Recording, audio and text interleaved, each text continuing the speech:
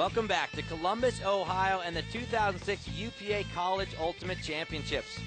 The Ultimate Players Association is the organization for competitive ultimate in the United States. Whether you're new to the game or you're already hooked, the UPA has something for everyone. Go to upa.org to find out more about how to get involved in this fast-growing, action-packed sport. Our quarterfinal brackets are hot and heavy. UCSD versus Wisconsin, Georgia versus Colorado, Stanford and Oregon, Texas versus Florida. At this point in the tournament, there are no bad teams. Momentum is probably more important than what you've done the rest of the season. Colorado and Georgia lighted up here. Colorado with a well-deserved rest after an exciting 17-16 win in Pool C. Right now they play a firing Georgia. This is probably the best game of the tournament. They have to stay patient outside their own end zone. Bo here just working backwards until they can find a little break throw. Tony Duff is going to give them room to go around the outside. Colorado takes it to half, 8-7. Well, we expected a battle, and it's been that so far. It's been pretty much point for point, a couple breaks both ways. Both teams have played very well so far, and I expect it to be the same way second half. Well, a battle, an understatement. 16-16 in this hard cap matchup. Greg Swanson comes down with the last point of the game, finishing Colorado's season and leading Georgia to a great win.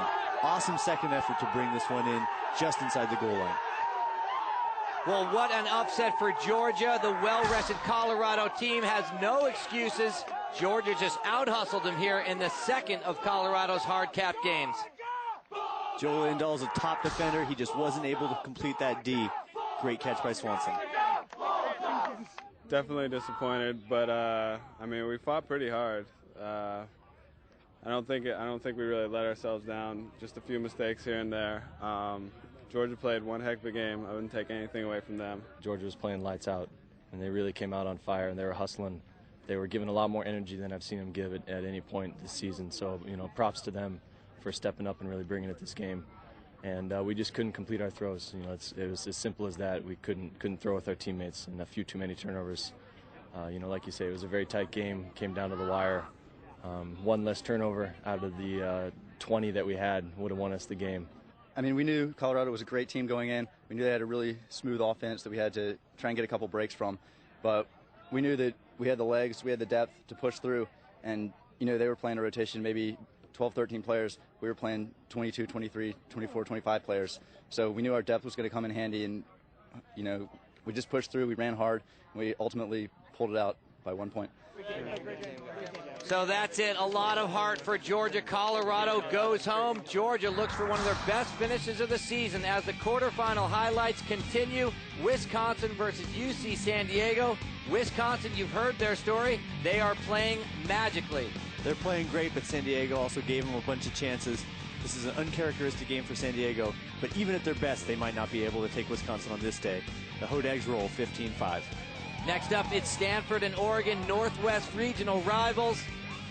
Quick play by Oregon, but too much skill on Stanford's side. Stanford dominates this game. A couple unfortunate errors by Oregon early. They threw away a spike that should have been a goal. Just kind of a disappointing game for Oregon after what was a great season and a great surge to win the Northwest region.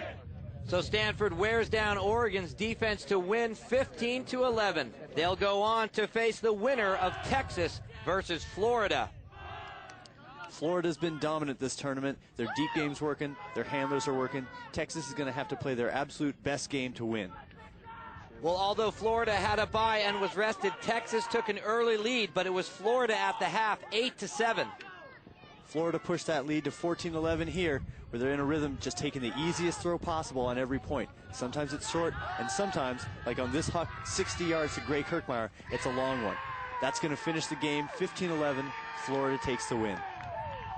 So Florida's run through the brackets continues. They'll face Stanford in the semifinals. A dominant team. Florida has shown that they have skills on both sides of the field, and amazingly led by just a few players. Those players are playing strong. They look like they're in great shape. They take many fewer subs than most teams. Everybody's waiting for them to kind of blow out and tire, but they haven't yet. Namely, Gibson and Garrett leading Florida to the win. The biggest tournament of the year. We've never been to Nationals before, so it's definitely good to play on the big scene with all the great teams and under the highest pressure of all. So it's been great, and we're in the semis, so can't ask for more than that.